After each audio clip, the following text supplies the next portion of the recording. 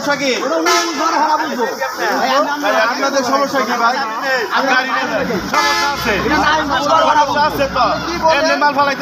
আমার রাস্তায় আমার কাজ করা লাগবে না। আমি সরিষাবাড়ি তারাকান্দি দিকপাত রোডের সাইড ইঞ্জিনিয়ার মাঝের। তা কালকে রাত আনুমানিক 10টার সময় আমার লোকজন কাজ করতে গেলে ওই এলাকার হাগুন মোড় থেকে মাঝবাড়ির এলাকার কিছু কতিপয় লোক আমার কাছে এসে বালি ফেলার জন্য নিষেধ প্রদান করে এবং আমার কাছে কিছু টাকা দাবি করে এবং প্রথম পর্যায়ে বলে যে বালি দেওয়ার কথা, কিন্তু বালি দেওয়ার অজুহাত মিথ্যা হইলে আমরা বলি যে আপনারাও বালি দেন। পরে এটা অস্বীকার করে যে আমরা বালিও দিব না, আমাদের টাকা দিতে হবে, 50,000 টাকা দিতে হবে।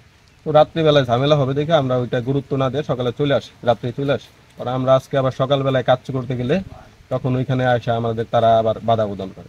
আমরা জিজ্ঞাসা করলে যে ব্যাপারটা কি হচ্ছে কি হইতেছে জিজ্ঞাসা করতে গেলে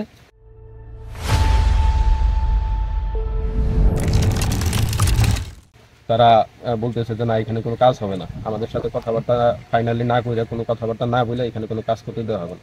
এই পর্যায়ে এইরকম চলতে থাকলে আমার সাইডের সুপারভাইজার সানি মোবাইল বের করে কিছু ভিডিও করতে চাইলে তারা এসে আক্রমণ করে এবং সানিরে কলার ধরে টানমান দিয়ে কয়েকটা থাপড় দেয়।